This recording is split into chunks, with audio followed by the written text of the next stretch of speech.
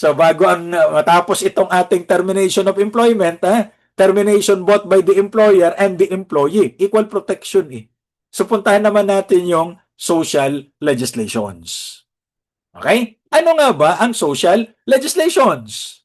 These are laws, rules, and regulations that promote the welfare of all the sectors of the society.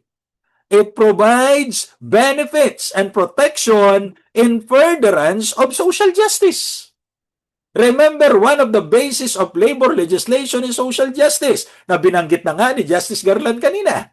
Diba? Pursuant to the policy of social justice. Ano nga ba social justice? I know what will come into your minds. Pag pinag-usapan natin ng social justice, ay hindi ba't Kalalang versus Williams? Yan kasi ang classic definition ng social justice through Justice Laurel. Sabi niya, social justice neither communism nor atomism nor despotism nor anarchy, but the humanization of the laws and equalization of social economic forces by the state so that justice in its rational and objectively secular conception may at least be approximated based on the time-honored principle of salus populi et suprema lex. The welfare of the people is the supreme law. Di ba? Ano sabi ni President Magsaysay? Hindi ko naman narinig.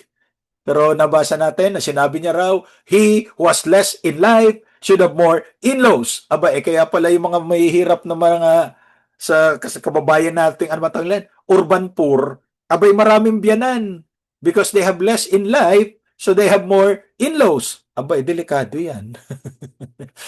Yung dalawang biyanan lang, problemado ka. Bagay, ako, di naman ako na problema sa mga biyanan ko. At mahal na mahal ako ng mga yon na mayapa na nga lamang, na matagal na. Pero inabutan ko sila na matagal-tagal din kami nagsama. Kasi naman, bunso kasi yung wife ko, so doon kami, ayaw kami paalisin sa bahay nila eh. Kami yung kasama sa bahay. Ako naman ako konsensyang umalis. Di pagka may mga lecture ako out of town, ever since naman kasi ganyan ang buhay ko, nagle-lecture out of town. Kung ano yung pinakamatamis na produkto, yun ang inuwi ko sa kanila. Bakit? Kasi diabetic yung mag-asawa. Anyway, ika nga nila kung pinanganak ka na mahirap ang tatay mo, kapalaran yan. Pero pag tumanda ka at mahirap ang biyanan mo, may katangahan na yan. Joke lang, joke lang. Okay? So ano naman ang labor laws? Labor laws directly affect employer-employee relationship.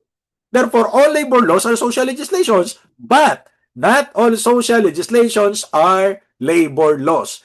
Republic Act 10931, yan ay yung universal access to quality tertiary education. Hindi naman labor law yan. Yan ay social legislation. That's not a labor law. Pero lahat ng labor laws are social legislations. Okay? So, one social legislation ay yung retirement pay. Under the Labor Code as amended by Republic Act 7641, that an employee may be retired upon reaching the retirement age.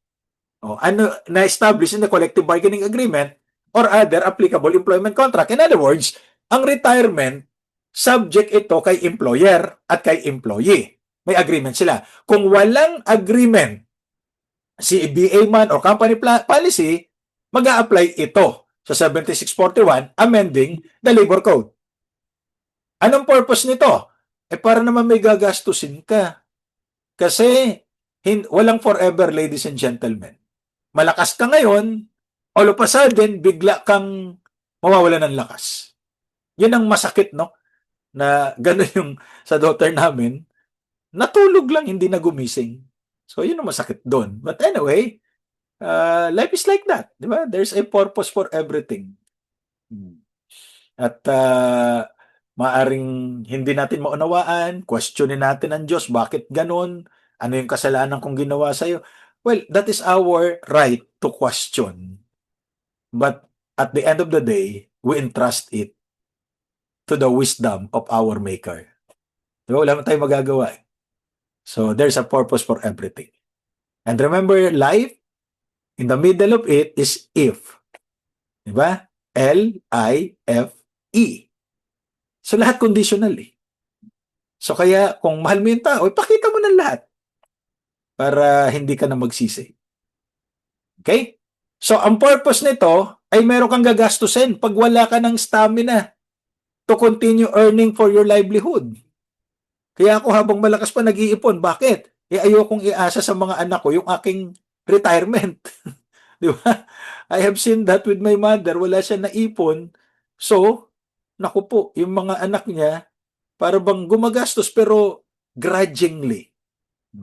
At that time, willing naman akong gumastos pero konti pa lang ang pera ko nung kasi kagagraduate ko lang nung college. So, limitado yung aking finances.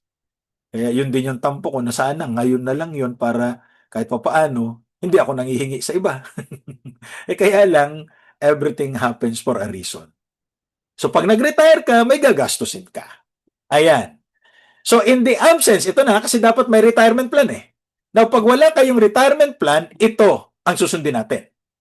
Ang retirement age ay 60 to 65. But take note, ladies and gentlemen, kahit na meron kayong retirement plan, pero kapag ang edad ay below 65, kailangan natin ng consent. Yung 5 years of service, not negotiable yan. Kailangan at least 5 years. Hindi po pwedeng mas maiksi. Hindi po pwedeng mas mahaba. Sabi ng employer, 10 years dapat para makapag-retire ka. Hindi. At least 5 years eh. Continuous naman, siyempre. Now, entitled siya sa 1/2 month salary for every year of service. And again, a fraction of at least 6 months is considered 1 whole year. Ngayon, yan, consistent yan. Ano ba yung 1/2 month salary? Sabi ng Article 302, unless you provide for a broader inclusion. Halimbawa, sinabi nyo, 1 month salary for every year of service. We follow that. Pero kung wala, 1/2 month salary, which is consisting of 15 days salary. 1/12 of the 13th month pay. And the cash equivalent of 5 days service incentive leave. I encountered an employer, attorney, bakit kailangan ko pong bayaran isama sa retirement plan? Yung 5 days, binabayaran ko yun every year pag hindi niya nagamit under Article 95 of the Labor Code. Ay kung wala tayong magagawa, yung nakalagay sa batas eh. Okay? So, iyan ay consistent according to the court. Kahit dito sa kaso ng pulong, iba palang pulong ito.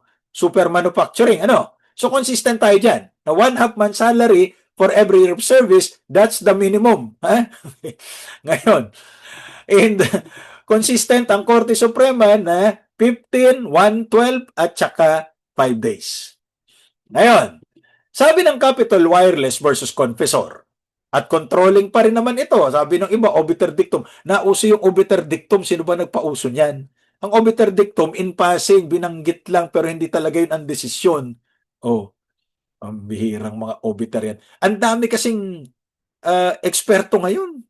Kaya nga minsan nakaka-insulto sa inyo, sa atin, na nag-aral tayo ng pagkatagal-tagal, tapos ang mambabaslan sa atin, hindi nga nakatungtong ng law school. Diba? Tatawagin kang bobo, hindi naintindihan ng batas. Sabi ko, subukan mong pumasok sa classroom ng law school para maintindihan mo sinasabi mo. Kailangan ko, hindi ko na pinapatulan eh. Sabi kasi doon sa Matthew chapter 7, do not give your pearls to the pigs. Do not throw your pearls to the pigs. Diba? Makikipagdebate ka pa ba naman sa mga taong gano'n na hindi nga nakatungtong ng law school? Graduate ng ano yun? Google University College of Law. At saka Facebook Law School. Biruin mo naman yan. Okay? 15 days. Plus 2.5. Bakit naging 2.5 yung 1/12? Kasi ganito yan, ladies and gentlemen. Under Article 13 of the Civil Code, if the month is not designated by its name, 30 days yan, ang presumption, hindi ba? So 30 divided by 12, that will give you 2.5. O kaya, 1/12 times 30. Ganun din yun. Siya na mahina tayo sa math, pero alam ko ganun ang resulta niyan. Plus the 5 days. So kaya, 22.5. That's the minimum. The employer cannot give a retirement benefit lower than 22.5 days for every year of service. Okay? Now, sabi ng Enrique Security versus Kabutahe, dapat daw yan ay based on the latest salary rate at that time of retirement. Paano yun? Monthly paid siya. Kung monthly ang salary niya, to determine the daily wage, you have to divide the monthly salary, yung gross, by 26. Teka, bakit 26? Yan ang standard sa labor law. Bakit? Kasi there are 30 days in 1 month. And 1 month has 4 weeks. On the average, 4 weeks, di ba? Average ang kinukuha natin. Every week, meron kang 1 day rest day. Bakit? Anong basis ng 1 day rest day? Ang basis mo dyan, syempre, yung Article 91, that after 6 consecutive days of work, an employee is entitled to 24 consecutive hours of rest. So 4 weeks, may 4 rest days ka. 30 minus 4, 26. Kaya 26 ang divisor to get the daily wage. Unless, expressly, katulad sa gobyerno, 22 days lang ang pasok sa gobyerno, hindi ba? Kasi hanggang Friday lang ang pasok eh. So on the average, 22 lang.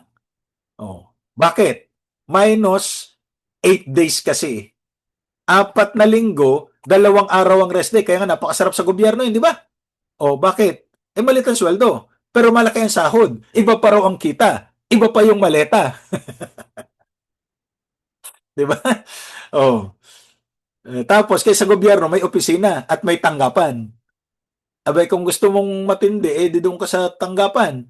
Yung nga lang, dapat meron kang ipapatanggap, ha? Kasi hindi naman sila nanghihingi in fairness. Pero hindi rin sila tumatanggi. Hindi naman lahat. Okay? So, yan ha. Ngayon, under Republic Act 10757, that's another social legislation. Kasi dati-rati ang retirement ng mga minero kasama rin doon sa labor code. Pero Congress realized, teka muna, iba ang trabaho nito mga minero eh. Hindi ito na-expose sa araw, nasa ilalim ng lupa yan. Pag pinaretiro mo yan ng 65, o di aahon na siya. Namatay ng 66, ay babaon mo na naman. O kaya mas bata naman para matagal-tagal na arawan. Joke lang ito. 50 to 60, pareho din ng entitlement at pareho ng 5 years ang requirement. Ayan. So, 1/2 month salary din yan for every year of service. Okay? Now, retirement must be voluntary. Hindi pinipuwersa ang tao na magretiro kung ayaw niya pa at the age of 60.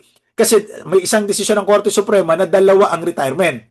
Optional, which is 60, at mandatory or compulsory, which is 65. Pag compulsory na, 65, wala ka ng option. Yung nakalagay sa batas eh.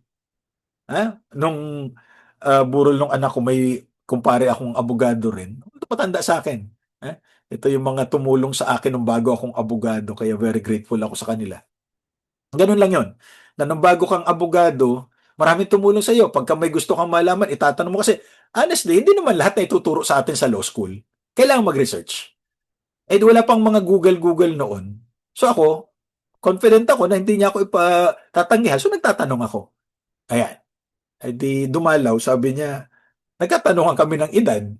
65 na rin siya. Sabi niya, kaya pala talaga 65 ang retirement. Bakit? Sabi niya, pagod na ako. Kahit mag-drive, ayoko na mag-drive. Sabi ko, pareho tayo, 65 ka na, ako 57. Ayoko na rin mag-drive paminsan-minsan. Nag-grab na lang ako. O kaya, pag mahal ang grab, naglalakad na lang ako. Dumarating talaga yon. So, kailangan magretiro. Pero yung 60 years old, pipilitin ka mag-retire, hindi po pwede yun. Okay? So kaya, kung may mga tanong kayo at abogado na kayo, at sa tingin nyo, kaya ko sagutin, pwede naman kayo magtanong. Just send me a message. Why? Do unto others what you cannot do tomorrow. Hindi. What you want others to do unto you. Well, honestly, ang sabi ko nun sa Diyos nung magbabar ako noong 2004, Lord, allow me to pass the bar, just one take. Kasi pag pinayagan nyo ako, sabi sa Matthew 25 verse 40, whatever you may have done to the least of these my brethren, you are doing it unto me. And true enough, nakapasa tayo. Thanks God. Pero dumating ang unang pagsubok. Ano yun? Test. Hindi yung trial, no? Subok. Test. Ang unang-una kong kliyente, child abuse ang kaso. Pero wala daw siyang pambayad sa abogado. Lagi kong kinukwento naman ito. So naalala ko kaagad, nangako ako sa Diyos eh. Natutulong ako. So hindi ko tinanggihan. Although, magandang kaso sana ito, malaki-laki masisingil mo, no? Right after signing the roll of attorney, yun ang kasong sumalubong, nag-aantay sa bahay. Sabi ko, payag ba kayo na ako maging abogado niyo? Wala pa akong experience sa litigation, kapapasa ko pa lang. Sabi niya, okay lang attorney kasi wala din naman akong pambayad sa abogado. So naisip ko naman, wala siyang pambayad, wala akong experience, ay di pare delicto kami. Sige, go. Ano ba ang ginagawa ng abogado? Di ba? Practice of law. Eh, nakulong. Eh, sorry, practice lang. Hindi naman nakulong, awa ng Diyos. Okay? So, may compulsory retirement pero 65. Below 65 years old, hindi nyo po pwede pilitin ang tao na magretiro. Otherwise, illegal dismissal yan. That's the case of Hakulbe versus Silliman University. May collective bargaining agreement yan. Pero ayaw niya magretiro at the age of 60, which under the CBA, 60 ang retirement age. Pero sabi ng Korte Suprema, employees are free to accept the employer's offer to lower the retirement age if they feel they can get a better deal with the retirement plan presented by the employer. Oh, ngayon kung ayaw mo, huwag pipilitin, masasaktan ka lang. Well, to tell you honestly, may kaso akong natalo dyan eh. For the employer kasi ako eh. O, nire-retiro nila at the age of 60. O, mahaba eh, kaya lang kulat tayo sa oras. Talo kami. O, hanggang sa arating sa court, panalo ko sa arbiter, pagdating sa NLRC, na-reverse. Court of Appeals, talo kami, nag-mediation. Sabi ko, may pagkasundo na kayo para matapos na tayo. Kasi alam ko, may compulsion. Actually, text message lang yung ginamit eh. Tinitingnan ko naman kung may pagkukulang ako. Sabi ko, hindi eh. Compulsory kasi retirement nila eh. Pero 60 lang yung tao. So kaya since then, sabi ko dun sa kliyente natin, huwag niyong pipiliting magretiro at the age of 60. Kung gusto niyo paretiruhin ng 60, dapat voluntary. Tawagin niyo muna ako nang makausap natin. Yan ay consistent ruling ng Korte Suprema that acceptance by the employee of an early retirement age option must be explicit, voluntary, free, and uncompelled. Itinext daw siya kaya siya nag-retire at the age of 60. Although yun talaga yung prevailing retirement age doon sa eskwelahan na yun. Sabi ko, baguhin nyo yung inyong policy on retirement. Gawin yung 60 to 65. Huwag nyong i-mandate na 60 years old. Kasi yung gustong magtuloy up to 65, prerogative niya yan. Okay? Otherwise, kakasuhan tayo ng illegal dismissal dyan. Okay. Now, may contributory retirement plan. Valid naman yan. But, remember, ang contributory retirement plan, the contribution of the employee must be deducted. Kasi, marami yan sa mga eskwela, no? Like in the case of Santa Catalina College, ang empleyado nagko-contribute every month. Yung contribution niya, savings niya yon.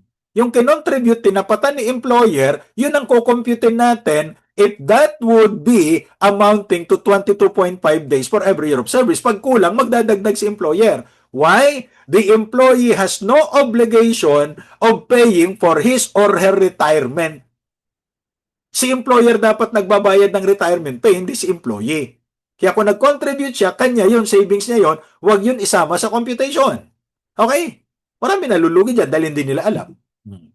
And retirement plan must be fair. Ito kasi, naalala nyo, halagay niya versus Philippine Airlines? 2009.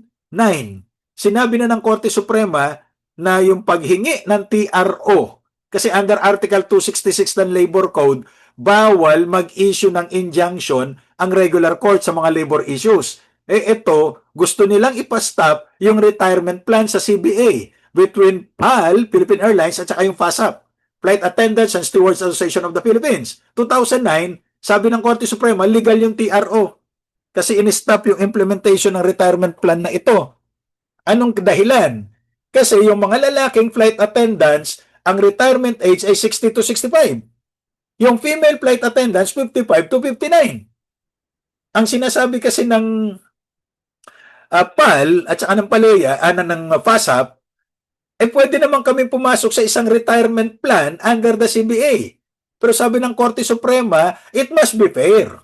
Bakit yung babae mas mababa ang retirement age? Kasi nakalagay din naman ito doon sa Labor Code, title sa Book 3, na ang employer ay pwedeng maglagay ng mas bata na retirement age. Pero, ang sinasabi ng Korte Suprema, consent of the employee is needed. Hindi po pwedeng mandatory yan. Anong kaibahan ng lalaki at the age of 60 at ang babae at the age of 60 or 65? Sabi ng mga lalaki ng mga misogynistic, menopause na po kayo. Totoo naman yun. That's a fact of life. Pero sabi ng mga babae doon sa mga lalaki, di ba kayo, anong kayo? Kinapos. Ay, hindi kinapos. Menopause at andropause, hindi kinapos. Ha? So it must be fair. Walang bias. Now, in case of doubt, retirement laws are liberally construed in favor of the retiree beneficiary. Natural. Just like any other labor law or social legislation. Article 4 of the Labor Code, ano sabi yan? All doubts in the interpretation or application of the code, including the implementing rules and regulation, the doubt must be resolved in favor of labor. Di ba? Okay, so 2018 bar exam. Ito, napakahaba ng facts. Ano? Basahin na natin yung tanong.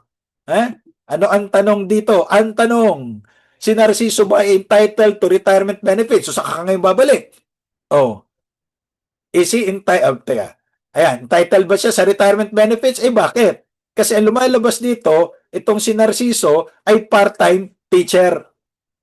So, ang issue lang, ang part-time teacher ba ay entitled sa retirement pay?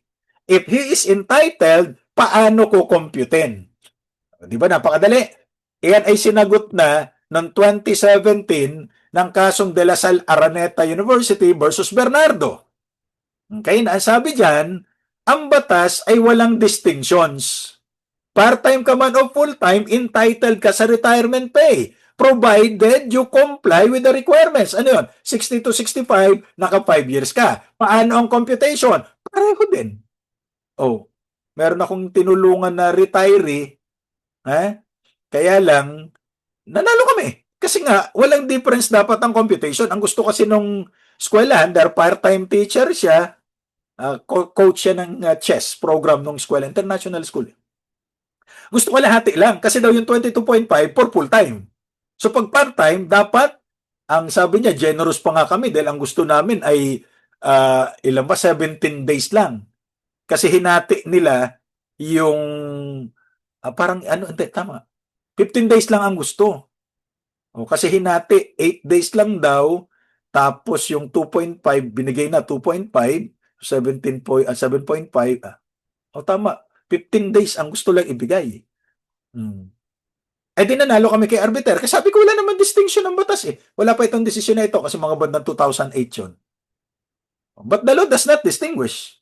Ito na ang problema. Nag-award ng attorney's fee si arbiter na 10%. Yun lang ang gustong ibigay sa akin. Kabayaan nyo na. Kung magkano gusto nyo, kasi wala akong written contract eh. Kung magkano gusto nyong ibigay, kayo nang bahala. Kung gusto nyo, kung ayaw nyo, wag. Binigay ko yung account number. Kung gusto nyo mag-deposito, nasa inyo yan. Well, eventually, nag-deposito din naman. Kasi ayoko may pagtalo pagdating sa pera. Kasi marami na ako niyan. Wala na nga akong paglagyan.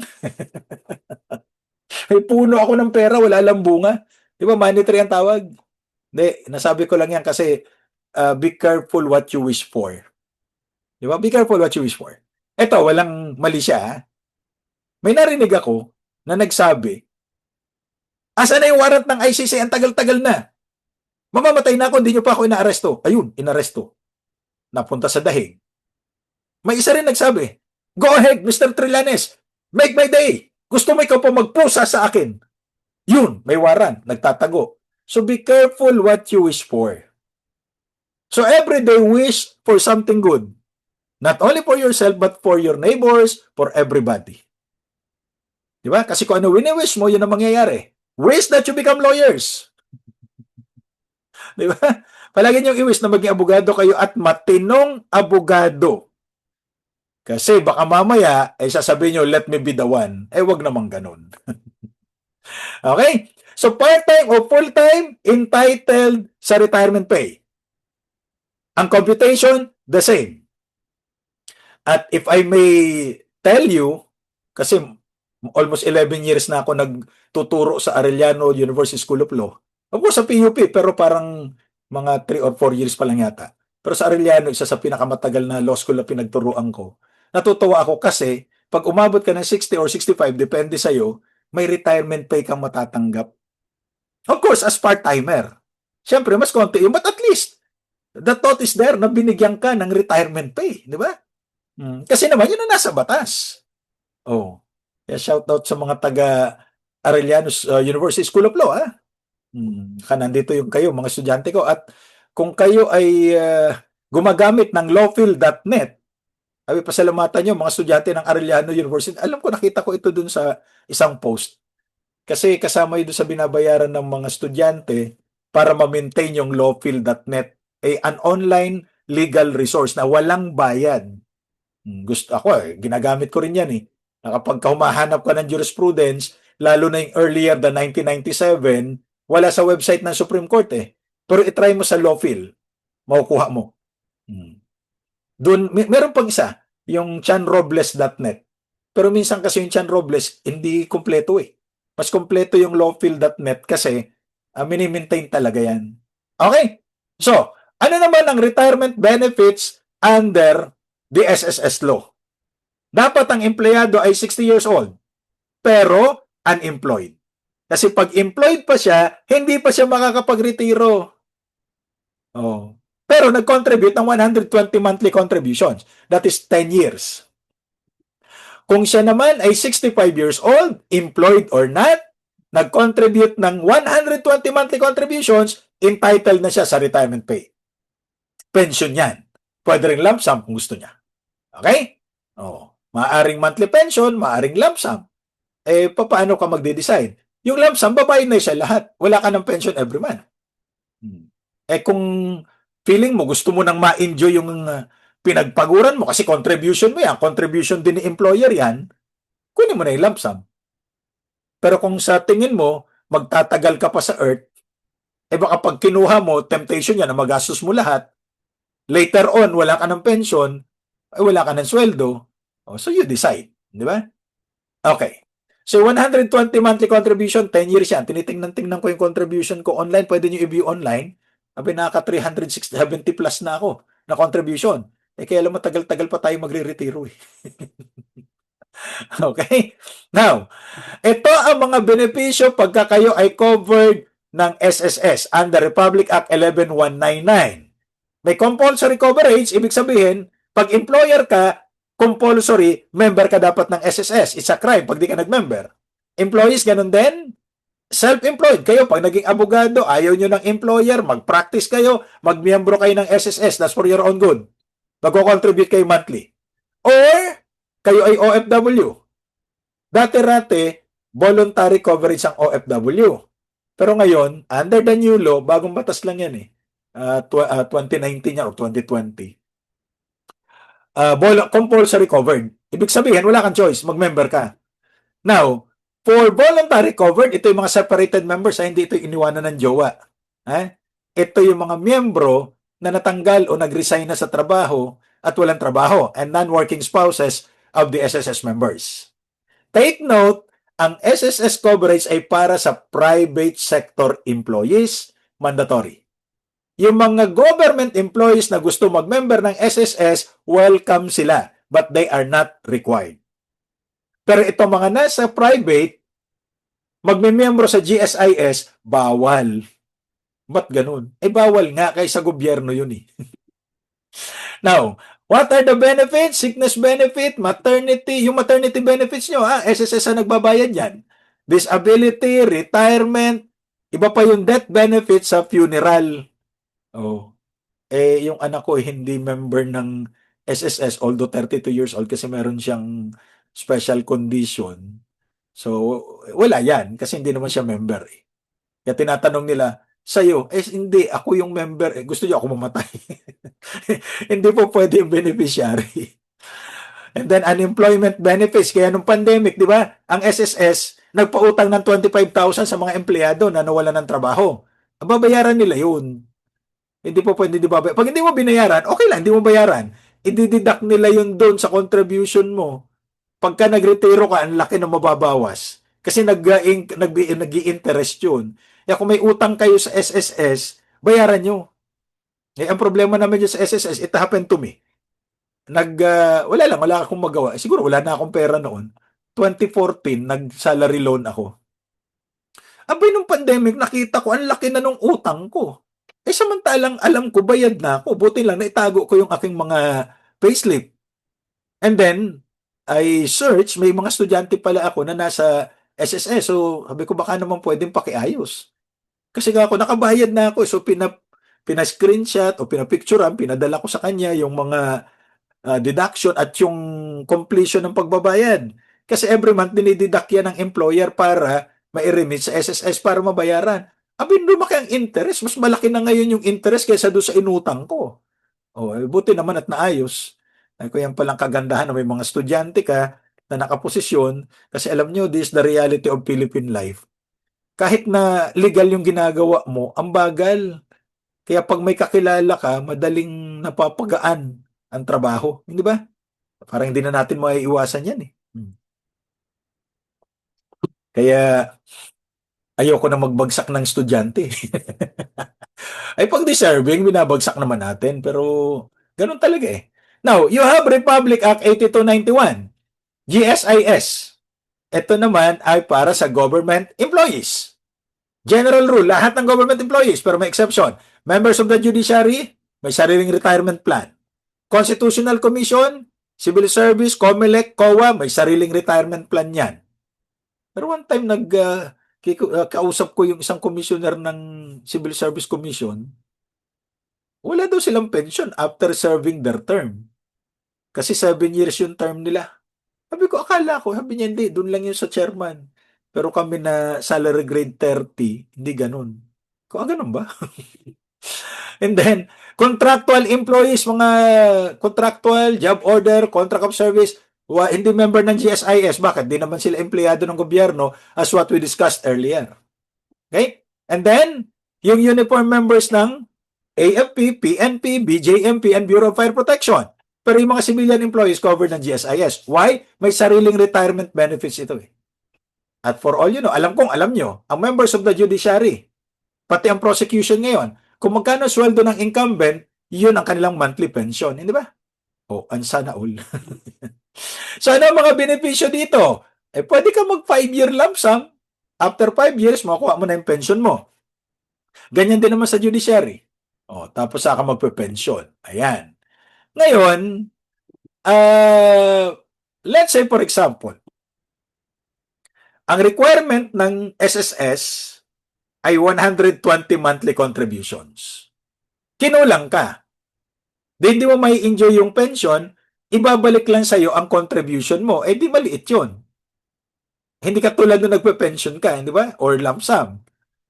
Kasi hindi mo na kompleto. So, ang gagawin mo, baka may na-contribute ka sa GSIS.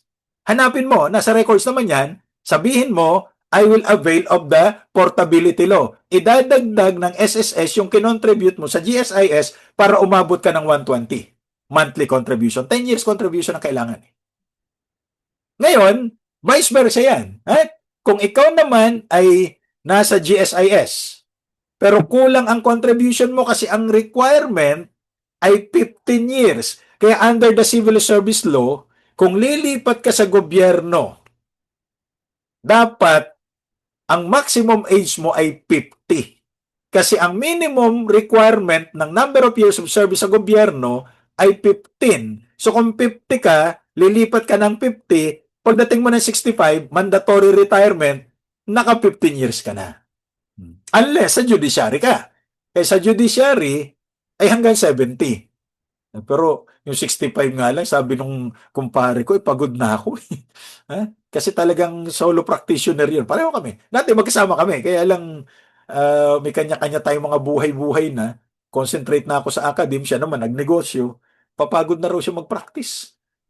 Well, dumarating talaga yan. Ako, naramdaman ko yung pagod nung 15 years ng solo practice. Bagay practice lang naman, di ba? Pero nakakapagod mag-practice, hindi naman nape-perfect eh. So, ganun din. Kung meron kang contribution sa SSS, kinulang yung GSIS mo, pwede mong kunin yung SSS contribution, idagdag mo sa GSIS. Pero, isa lang ang may enjoy mo. Unlike, kung kompleto yung GSIS mo, naka 15 years ka for example, at the age of 65, although ganito kapag ka 65 na kayo, pero hindi pa kayo nakaka-15, siguro mga 2 years pa ang kailangan, Nadya-justify yan. Susulat lang ang inyong agency sa Civil Service Commission para ma-extend. Ba't ko alam? Yung anak ko yung nagre-review ng mga extension kasi civil service siya nagtatrabaho. O, tapos siyempre, i-recommend nila. Ina-approve naman daw, sabi. Kung justified ng agency, pero ang alam ko maximum 2 years extension lang. So, 67 ka para lang makompleto yung 15 years. Yun. At saka, anong sinasabi palagi? In the exigency of the service. So kaya, kung nasa gobyerno ka, may contribution ka sa SSS, ituloy mo na yung SSS contribution mo para pag nagretiro ka, dalawa yan, GSIS, SSS, sabay ka nagpe-pension. O, edi sana all. Ano? Kaya kung hanggang ngayon, tinutuloy ko yung SSS ko. Kasi nasa 370 na eh. 120 lang kailangan eh. Kasi 1990 pa tayo nagsimulang maghulog dyan when I was 10 years old. And then, joke lang yan. Okay. So, what about Republic Act 8042? That's another social legislation. Ito yung mga money claims ng OFW. Ang jurisdiction, of course, belongs to the labor arbiter. And the arbiter has to decide within 90 calendar days. Okay? O, yan. So, ngayon, kapag ka-premature yung termination ng employment contract ng OFW, the OFW was sent home. Hindi tinapos yung contract. Hindi siya pwede mag-file ng illegal dismissal. Bakit hindi pwede? Kasi ang illegal dismissal may reinstatement. May mauutusan ba ni arbiter yung foreign employer na i-reinstate ang OFW? Kaya ako nga tinanggal, ayoko na dyan eh. Walang jurisdiction si arbiter. So ano ang ipa-file ng OFW? Mag-file lang siya ng money claims. Money claims. So, ano ang entitlement niya? Kung nagbayad siya ng placement fee, i-reimburse natin ang placement fee. Plus, 12% interest per annum on the placement fee. Plus the salary for the unexpired portion of the contract. Period. Kasi kaya ko blinerd yung 3 months kasi wala na yan. Unconstitutional na yan, sabi ng Serrano versus Gallant Maritime Services Incorporated. Unconstitutional. Kasi ito ay, ang mangyayari niyan, violation ng equal protection. Okay? At saka due process, sabi ng Korte Suprema. Yung 12% interest, challenge din ito. Kasi may Bangko Sentral Circular 799 na 6% per annum lang. Ngayon, ang tanong dito ng Korte Suprema, which should prevail? Is it the law or Bangko Sentral Circular? Of course, it's the law that should prevail over the Bangko Sentral Circular. Kaya lang yung 12% interest per annum doon sa placement fee. All other awards, 6% lang tayo. Paliwanag, At tandaan yung solidary liability of the employer, yung employer niya kasi nasa abroad, foreigner yon. Yung agency, yun naririto. So solidary ang liability nila, kaya pag idinimanda mo yan, pareho mong idemanda, although wala tayong jurisdiction sa foreign employer, that's the reason why may agency ka rito. Para yung agency dito ang sasalo ng demanda under the theory of imputed knowledge. Ano ba yung theory of imputed knowledge? Kasi ganito yan, Yung agency nasa Pilipinas. Yung employer, wala kinalaman yung picture, yung employer nasa abroad. Okay? So under the theory of imputed knowledge, yung knowledge ng agent, Pilipino siya eh. Yung knowledge ng agent dito ay imputed dun sa principal sa abroad. Kasi halimbawa, ang trabaho sa Pilipinas, 8 hours a day. 6 days a week. Itong agency dito, ipapaliwanag mo yan doon sa foreign employer mo. Na sa Pilipinas, ang empleyado, 6 days a week, 8 hours a day. Pinagtrabaho ng 7 days. Bayaran mo yan ng premium pay. Kasi nagtrabaho on his rest day. Hindi binayaran, ididemanda mo silang dalawa. Kasi sila ay solidary and liability. Pero, sabi nitong agency, hindi naman ako lumabag, yung foreign employer naman eh. Under the theory of imputed knowledge, liable ka kasi dapat sinabi mo sa kanya yan. It's not the other way around. In the contract of agency, usually, at general rule, the knowledge of the principal is imputed to the agent. But under the theory of imputed knowledge, the knowledge of the agent in the Philippines is imputed to the principal. Okay? Maliwanag.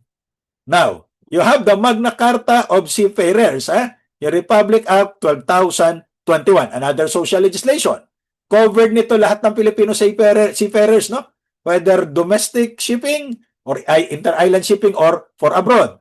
Now, under this Magna Carta, compliant na tayo dun sa MLC Convention, Maritime Labor Convention, at sa International Convention on Standards of Training, Certification for Watchkeeping, Seafarers, etc. Ito ang dahilan kung bakit gustong-gusto ng mga shipping companies abroad ang mga Filipino seaman. Dahil hindi si manloloko, nakita nyo, nung sa babanggain ng dalawang Chinese vessel yung maliit na vessel ng Philippine Coast Guard, hindi ba naiwasan at yung dalawang Chinese ang nagbanggaan? Ganong kagaling ang mga seafarers natin. Di ko lang alam kung nire-recruit na ito ng China, ng China Coast Guard. Now, the seafarers' employment, according to the Supreme Court, is governed by their contract. For as long as the stipulations therein are not contrary to law, the general principle. Okay? Now, aside from the seafarers' contract, ay meron pang POEA, Standard Employment Contract.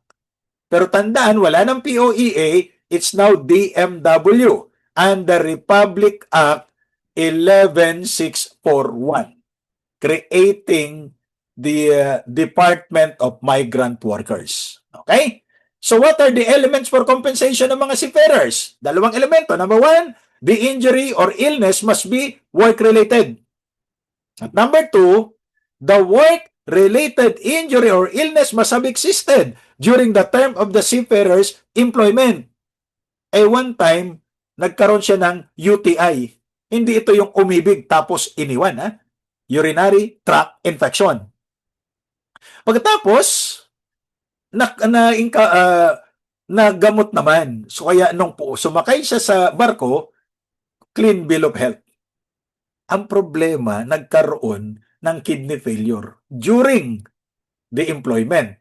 Sabi ng ship owner, hindi pwede, dati na may sakit yan sabi ng Korte Suprema, lumala, connected ito Kasi may mga pagkakataon daw na nagpipigil ng pag-ihi dahil sa trabaho.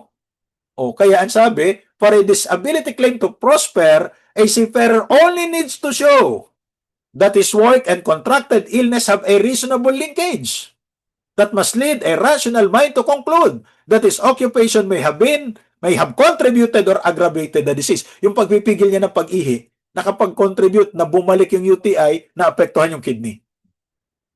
Okay. And take a look at this case. Ito yung compensation pa rin ng seafarer. Ito ay kakaibang decision. Although matagal na rin naman ito, kaya lang in-emphasize uli. That's Justice Garland. Ito, si Arguelles ay seafarer. During day off, nasa sila, high seas mga tanker yung sinasakyan. Pinayagan ng employer na mag-basketball.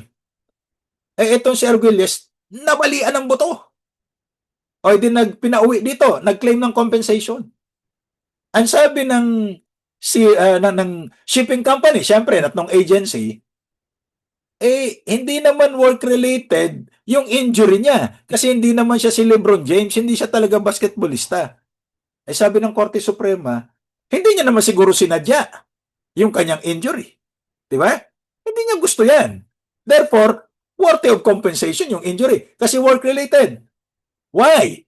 Ito na. Under the bunkhouse rule. When the contract of employment contemplates, naubos na yung plato, hindi hinugasan, contemplate na, that the employee shall sleep or have his meals or both on the premises of the employer, the employee is considered to be performing services growing out of and incidental to or in the course of such employment during the time he is on the premises of the employer for such purposes before or after the regular working hours. In other words, ito si Justice Garland yan, Arguelles versus Williamson Smith Bell Manning. In other words, the bunkhouse rule imposes workers' compensation liability on the employer. Bakit? Kasi hindi nakakaalis sa trabaho niya yung employee. So whatever happens to him, the presumption is work-related injury. Unless may negligence ang employee. Kaya nga idiniin dito ni Justice Garland na numa-injure itong si Arguelles habang nagbabasketball, hindi niya sinadya yun. Sino ba namang taong gusto nasasaktan? Kayo ba gusto niyo nasasaktan? Huwag din kayong mananakit. Kung ayaw nyo nasasaktan, huwag kayong mananakit. Do not do unto others what you cannot do tomorrow. Joke lang. That's the bank house rule. Kasi nasa barko siya, pwede ba siyang umalis doon sa barko? Hindi naman eh. Nasa high seas, unless gusto mong mag-swimming para makarating ka ng Indian Ocean. Kasi yung South China Sea, pag-aari na daw ng China. Yung Indian Ocean, pag-aari din ng India. Ganun ba talaga ang rule? Diba? Now, bukod pa dyan, meron pa tinatawag na personal comfort doctrine. Justice Garland din yan. Ano naman yung personal comfort doctrine?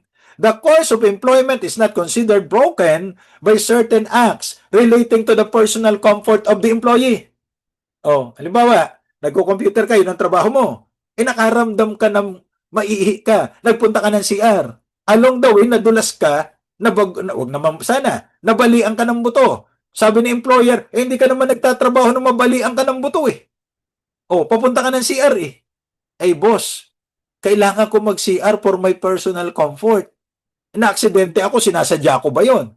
So, ang exception dito, yung negligence ng employee. As such, acts that are helpful to the employer in that they aid in efficient performance by the employee. Kung magkasakit ako, di umiihi. Di ba? So, that's for my personal comfort. On the other hand, acts which are found to be departures affecting a temporary abandonment of employment are not protected. In other words, hindi naman for personal comfort. Dahil ikaw ay isang marites. Maraming ganyang abogado eh. Ang tawag ay maritoni. Marites na attorney. May mga judges din na ganyan. Maridyo, marites na judge. Pero pag kayo marites naman tumutulong sa kapwa, at mabait, marites lang talaga, ang tawag ay, alam nyo na, good sa marites. Okay. So, nagmarites lang siya, lumipat siya ng ibang cubicle. Na-aksidente siya doon. That's not for personal comfort. Hindi niya pwede ma-invoke yung personal comfort doctrine. Bakit? Hindi naman pa. Pwede rin naman sabihin, doon ako nakakakuha ng comfort pag nakikipagchismisan. Lalo na't kayo, boss, ang pinagchichismisan. Pwede naman siguro, ano? And then you have the Magna Carta for PWDs. May mga ID ang PWD, pinagbabawal po, pag-limit, pag-segregate ng mga disabled persons. Okay? At hindi po pwedeng gamitin yung criteria na yan para i-discriminate yung mga tao na nag-a-apply sa trabaho. Ang problema, actually ito, kala ko nagbibiro eh. Merong nagtanong sa aking employer attorney, kapag ka ba hindi ko tinanggap na nag-a-apply sa trabaho yung isang sight impaired, both eyes are impaired, in other words, buta, no? Bulag. Pwede ba bang gamitin yung mga terms na yan? Sight impaired na lang. Sorry. Kung may na-open, sorry. Sight impaired, nag-a-apply daw. Ako yan ina-applyan. Gwardiya po eh. Ang sabi, sa gabi ko na lang siya i-assign, madilim din daw yun. Sabi ko, ano ka ba? Ikaw ba ay negosyante o charitable institution? Negosyante. Hindi yun discrimination.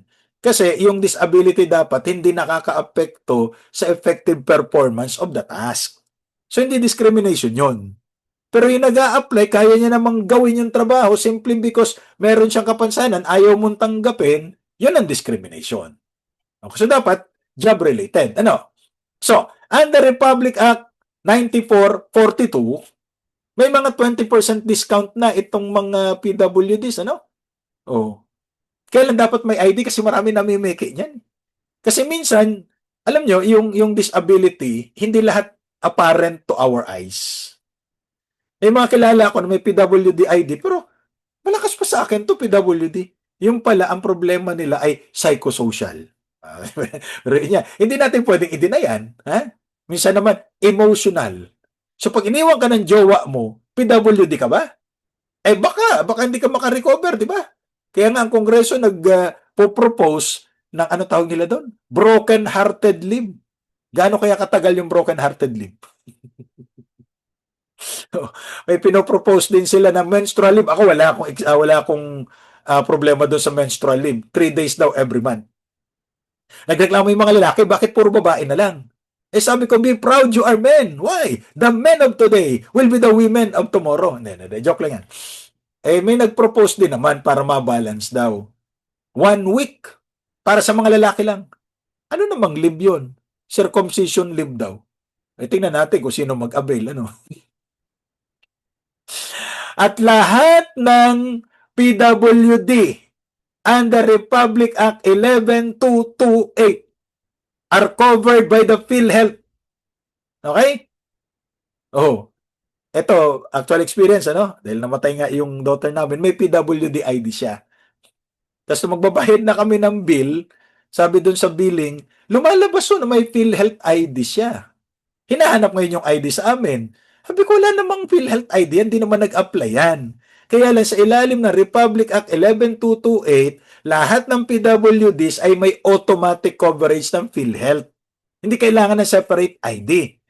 O saan ba kasi kinukuha yung pondo dito? Doon sa mga nakolekta na sin taxes. Kasi under the, may kasunod pa yan, Universal Healthcare Act, lahat ng Pilipino may PhilHealth. So kaya tayong may mga trabaho, tayo ang nagko-contribute. Yung mga walang trabaho, yung mga PWD na walang trabaho, kasi pag PWD may trabaho, may contribution siya. Pero pag wala siyang trabaho, covered na rin siya. So, medyo nakabawas din naman ng konti sa gastusin. Malaki-laki rin naman. Sa tinitingnan ko, medyo considerable amount. Hindi ganun kalaki, pero considerable amount. PWD at the same time, yung coverage ng PhilHealth. Kaya naku, napakahirap magkasakit sa Pilipinas. Parang awa nyo na huwag kayong magkasakit. Ha? Kaya hindi ako nagpupunta sa doktor. Eh. Bakit? Malalaman ko may sakit ako. Joke lang. Recently lang tayo general check-up. Clean bill of health. Ay, biruin mo yung wala akong maintenance. That's one thing that I am thankful to God. At the age of 57, wala akong maintenance. Huwag lang sana magbago ang ihip ng hangin. Ano? Okay. So, pwede ba yung no work, no pay policy? Sabi kasi, a fair day's work for a fair day's labor. Natural. No work, no pay. Oh, sa Senado lang naman yung hindi ka nagtatrabaho, binabayaran ka eh. Di ba? Pero sa private sector, kahit sa gobyerno, huwag ka magtrabaho, wala kang bayad. Pag senador ka, hindi ka nagtatrabaho, 6 na buwan, bayad ka. Buong pamilya mo, pinapasweldo pa ng Senado. Sana all. Di ba? What about the Telecommuting Act? Yung Telecommuting Act na ito, Republic Act 11165, actually bago pa ito nag-pandemic, ano? Na itong sistema na ito, the employee will not report for work. Sa workplace mismo, nasa bahay lang siya. Pero meron siyang computer technology at doon siya magtatrabaho. Pero ito must be mutually agreed upon. At kaya may basis yung sinasabi ng presidente ngayon na 4-day work week. Kasi pwede nga under the law, may telecommuting eh. Sa bahay ka magtatrabaho. Yung 4-day work week naman, yung itatrabaho mo dun sa ika-5 araw, i-distribute dun sa 4 na araw. So talagang wala kang trabaho on the 5th day. Pero sa private sector, hindi po pwede yung 4 days kasi nga, 6 days ang trabaho eh. Pero I have seen that kasi nakita ko yung mga government employees na naka 4-day work week, pag uwi sa bahay, mainit ang ulo eh. Bakit 10 oras ka nagtatrabaho? Sabi ni Henry Ford, dapat 8 oras lang ang average. Kung araw-arawin mo yan na 10 hours, talagang mabuburyong ka, no? Yan. So, nag-pandemic. Nauso yung work from home. Pwede ba yon? That must be a mutually agreed upon setup. Kasi, pag hindi pumayag si employer, mag-work from home ka, di ka babayaran. Nagre-reklamo, nag-work from home daw siya, di binayaran. Ano ba trabaho mo? Janitor po, natural. Ganon din yung mga security guards. Pag nag-work from home yan, di yan babayaran. Di ba? Minsan naman, yung employer, pinapayagan na iuwi yung trabaho sa bahay. Nagagalit naman si Mrs. Bakit? Ano bang trabaho mo? Imbalsamador po. Naku po, patay tayo dyan. And then under Republic Act 9492, we have 3 special non-working holidays. Ganito ang rule, kasi ang mga Pilipino litong-lito sa special at saka regular holiday. So kung nalilito kayo, huwag kayong mag-alala, kasama kayo ng milyong-milyong Pilipino. Kung hindi naman kayo nalilito, kayo lubos na pinagpala sa Pilipinong lahat. Pag special non-working holiday, kasi meron pang special working holiday, ano? Oh. Special non-working holiday, no work, no pay. But if you work, you are entitled to your 100% income plus 30% premium pay. Anong basis natin? Article 93, paragraph A of the Labor Code. So yan, All Saints Day, November 1. Last day of the year, December 31. Ninoy Aquino Day, nearest August 21, kasi yan yung araw kung saan pinatay si Senador Benigno Aquino na parang may gustong tumulad pero siya ay nag-online selling lamang. Okay? Pero naglaban sign pa siya no nakaraan, ha? At nagalit yung August 21 movement dahil sinasalaula daw ang memory nitong si Ninoy Aquino. Okay? So, under Republic Act 10966, para sa mga Katoliko, December 8, Immaculate Conception Day. If you do not work, you don't get paid. If you work, plus 30% premium pay yung 100% mo. Now, may mga special proclamation. Ito, kailangan natin dito ng proklamasyon ng presidente, ha? Para maging special non-working holidays yung mga yan. Kasi kung walang proklamasyon tulad ng EDSA Day, ano ang dineklara ng presidente? Special working holiday. Alam nyo, ako, bagamat hindi ko binoto itong presidenteng ito, pabayaan nyo na. Ikaw, lumagi ka sa katayuan ng presidente ngayon. Ha? Noong 1986, pinalayas kayo sa Malacanang noong February 25. Naging presidente ka, gusto mo pang alalahanin yan? Pabayaan nyo na. Tao rin lang ang Pangulo. Give it to him. Okay? Ayan. Now, what about regular holiday? Pag regular holiday, iba ang rule natin. If you don't work, you get paid 100%. If you work, you pay double kasi regular holiday. Paano natin malalaman kung regular holiday or special non-working holiday? Isulat, tandaan nyo ito, this is the first time that I would like you to memorize. I-memorize nyo na. Ito yung regular holidays. Ha? Pagka nakalista dyan, regular yan. Pag wala dyan sa listahan, special non-working holiday yan. Tulad ng araw ng Maynila, abay special non-working holiday yan, sa Manila lamang. Oh. Magmula January, no, for lack of time, di natin iisa-isahin. Pero tandaan nyo, screen capture nyo na, yan ang listahan ng regular holidays natin sa Labor Code and other laws. Okay? Yung Labor Day, huwag niyong kakalimutan, ha? Kasi yan ang dahilan kung bakit tayo pare-pareho naririto.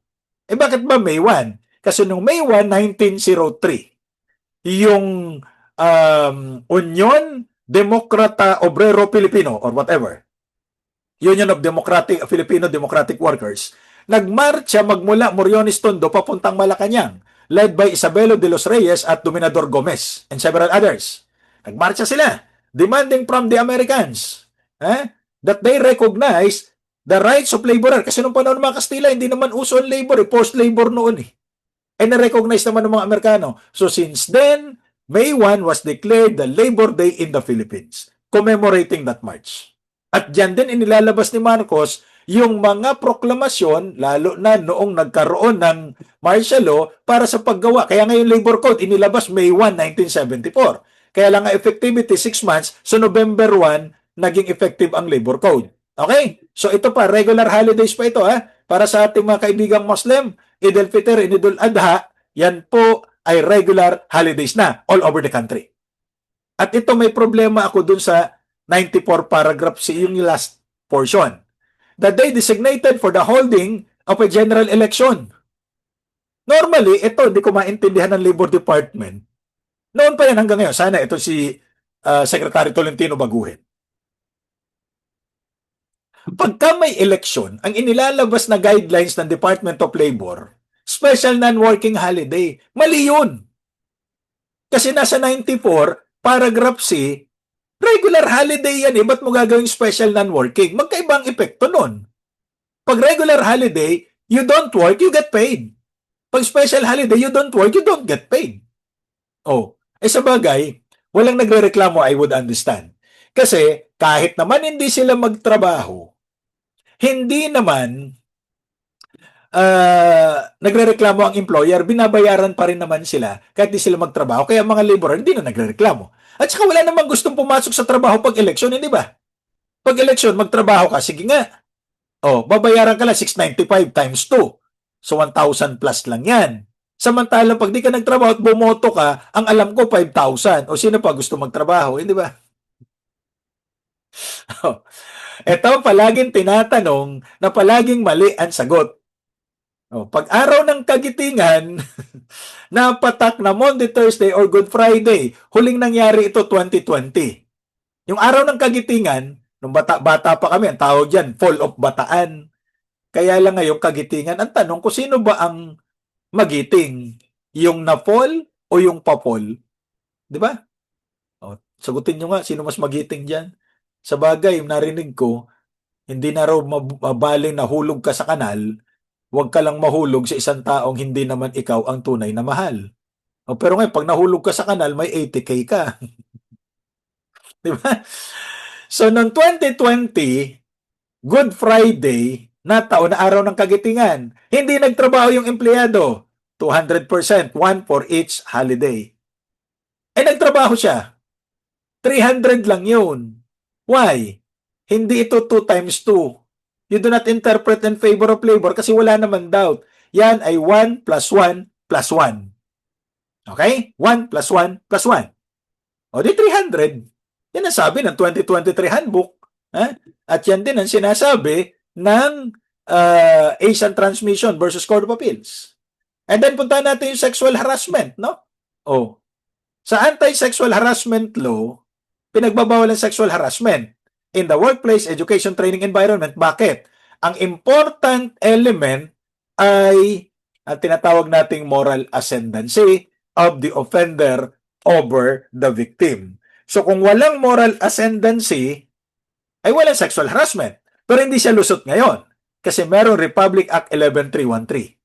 According to the Supreme Court in that case of LBC versus Palco, Republic Act 11313 is the expanded version of the anti-sexual harassment law. Kasi sa 11313, hindi mo kailangan ang moral ascendancy.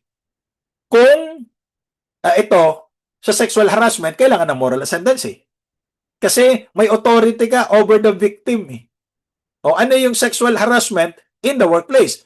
Kung ang sexual favor, I need not mention what sexual favor is that, is made as a condition for employment. Di ba? Tatanggipin ito sa trabaho, pero alam mo na, promotion, continued employment, or other privileges. At tandaan, it is a ground for separation from service. Dahil sabi natin kanina, it is a serious misconduct. Now, sexual harassment is an imposition of misplaced superiority. Kaso ito ng isang dating chairman ng NLRC. Would you believe? Hindi ko nababanggit yung pangalan ni chairman. It's Domingo versus Rayala. Sexual harassment is an imposition of misplaced superiority. So, kailangan yung moral ascendancy para magkaroon ng sexual harassment. At may parusa yan, 1 to 6 months, maliit lang. At ang prescription period ay 3 years. You know what I mean? Okay. Kailangan ba ng actual demand for sexual favor para magkaroon ng sexual harassment? Hindi. It can be discerned from the Offenders Act. Taking it from this case, sabi ni chairman, pwede ba yung lamesa mo, ilipat mo dito sa loob? Kasi nasa labas siya, ilipat mo dito sa loob para nakikita kita lagi. Wala namang masama. Nasabihan siya everyday, ang ganda-ganda mo naman. Wala namang masama kung totoo naman ang sinasabi na maganda talaga yung sekretarya niya. Pero later on, ang sabi na, hiwalayan mo na yung boyfriend mo dahil mas bagay ka sa akin. Ay, may problema na tayo dyan. Diba? So, kung hindi kayo komportable sa sinasabi o sa pinapagawa sa inyo or sa ginagawa sa inyo, you say no. Okay? Kaya ako, maingat tayo kasi mas madali mag-ingat kaysa magsisi. Unless they insist. Joke lang. Because sexual harassment is abuse of power according to the Supreme Court. A lawyer was suspended for 5 years and prevented from teaching in any school, not just law school, any school. Kasi pwede magturo sa college ang mga abogado dahil yun ang requirement ng CHED. Law subjects taxation subjects must be taught by lawyers or accountants. Ganun yun. Eh, di siya pinagturo kasi kinasuhan siya ng mga estudyante niya mismo ng sexual harassment. Now, sa sexual harassment, 3 ang pwede niyong i-file na kaso at the same time. Criminal, to address the wrong committed against the society itself. Civil, to address the wrong committed against the offended party, private offended party, and administrative, to protect the public service. Now, ang sabi ng Korte Suprema, hindi lang babae ang pwedeng mag-file ng sexual harassment. Our society, sexual harassment can happen to anyone and everyone. To anyone, parang Korean yun, hindi ba? To anyone? Mahilig kayo sa Korean. Ayan. Naalala ko tuloy itong si, wag na nga, makaisumbong niyo ako. Si VP Lenny, Pink, di ba? Hindi nanalo, Vice President. Si Bibi Pinay, hindi rin nanalo eh. Naisip ko, paano kaya kung nagsama sila, baka nanalo, no? Korean? Bakit Korean? Eh, malakas yung puwersa nila. To consider women as the weaker sex is discriminatory. To think that only women can be victims of sexual harassment is discriminatory against men. Diba? Na kami rin naman ay nabibiktima ng sexual harassment. Hallelujah! Purihin si Justice Leonen. Siya sumulat niyan. And then you have the Safe Spaces Act. Republic Act 11313 na sinabi na nga ng Korte Suprema, this is the expanded version of the anti-sexual harassment law. And the employers have duty to implement programs that would prevent, deter, or punish the performance of acts of gender-based sexual harassment in the workplace. If the employers would not do that, they can be imposed a fine of 5,000 up to 15,000 pesos. Okay? And then, yan na nga yung sinasabi ng Korte Suprema, di ba? Na pag nag-resign siya dahil hinaharas siya, constructive dismissal yan eh. O, inulit lang natin ito. Okay na tayo dyan. Huwag na natin ulitin for lack of time. Okay? At tandaan ang maternity leave benefits. Importante yan. 105 days kung married o kaya with partner. Okay? Hindi kailangang married eh. Kung with partner, pwede naman. So, 105 days leave with pay. At pwede ma-extend for another 30 days. Without pay na yung 30 days. Now, pag solo parent, as in, magulang pero may anak ha, ng mga anak. Kasi maraming Pilipino, abogado ang karamihan, magulang pero wala namang anak, magulang lang talaga eh, lalo sa practice. Under the Solo Parent Welfare Act, as amended, may additional 15 days siya. So kaya 120 days paid leave. Pero dapat solo parent ng mga anak. Tapos may option siya to extend for another 30 days but without pay. Okay? Now, naku, ito, unlimited. Dati kasi hanggang 4 lang eh. But right now, unlimited pregnancy. Alala ko yung nanay ko, 13 kami pinagbuntis niya eh. Eh, noong panahon na yun, 4 lang eh. So sana ngayon, and then wag na. Babalik kami doon sa loob. Sa sinapupunan, di naman pwede yan. So unlimited ha? At pagka na-miscarriage, 60 days lang. Okay? Now, unlimited na nga, pwede niya pang ipasa yung 7 days doon sa kanyang husband or partner kung wala na itong... Well, kahit na may paternity leave, pwede niya pa rin pasahan basta gusto niya. Mababawasan nga lang siya ng 7, so 98 days na lang siya. Okay, susulatan yung kanilang mga employers. Kasi yung maternity leave ng babae, nagbabayad SSS. Ina-advance na ng employer. Yung lalaki, ang nagbabayad nung kanyang paternity leave ay yung kanyang employer. Kaya 7 days lang yun eh. Ngayon, kung namatay o incapacitated na yung babaeng nanganak, pwede naman ipasa doon sa nag-alaga sa kanya o yung father of the child yung natitirang maternity leave benefits para ma-enjoy naman. Okay?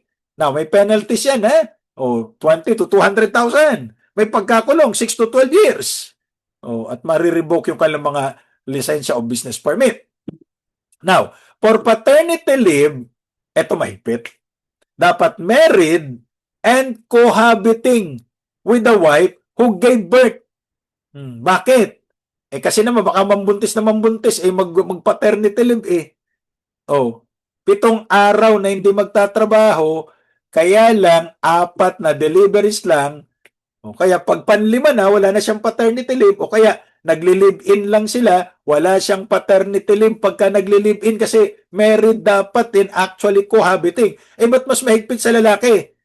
Kasi yung babae, siya naman talaga ang nanganak at siya rin ang mahihirapan. Yung lalaki tutulong lang naman eh. Oh. Pag hindi na-avail ito, not converted into cash. At, ayan, may penalty rin yan ng fine and imprisonment. Okay? And then the Solo Parent Welfare Act. At ito na yung huli natin, Solo Parent Welfare Act. Para magkaroon tayo ng time for question and answer. No? So yan. Take note of the category of solo parents. Na pinaiksi na ng batas dati. Like for example, number 3, yung detention of the spouse for at least 3 months dati, 1 year yan eh. Para maka-categorize ka solo parent. So nakulong yung iyong partner or spouse ng 3 months, pero may anak kayo, pwede ka ng solo parent. Pero pag lumabas na yan ng kulungan, hindi ka na uli solo parent. Ganon. Okay? So, yan. Napakaraming kategorya. For lack of time, kayo na magbasa ng mga kategory of solo parents. Marami ito. Ngayon, ano ang mga benepisyo? Flexible working schedule. Provided the flexibility will not affect the speed of the patient performance. And then, bawal ang discrimination at may parental leave. Yung parental leave hindi lalagpas ng 7 working days every year. Working days, Pag hindi niya nagamit, hindi yan converted into cash. Okay? So, dapat gamitin niya at para ma-enjoy niya, syempre, no? Okay. And take note na yung Magna Carta of Women and the Republic Act 9710 ay dapat ito ay liberally interpreted, sabi ni Justice Lopez.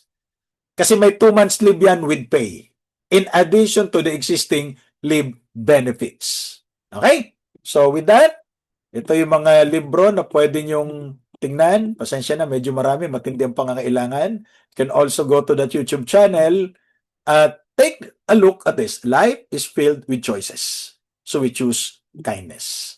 And whatever you did for one of the least of thy brethren, you're doing it unto me.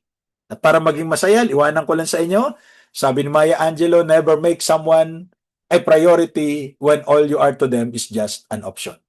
Prioritize nyo lang yung mga tao na kayo din ang priority. At lagi kong sinasabi ito, iwasan nyo yung mga tao nang tingin sa inyo ay parang hagdanan. Bakit? Napapansin ka lang pag hindi na available ang elevator.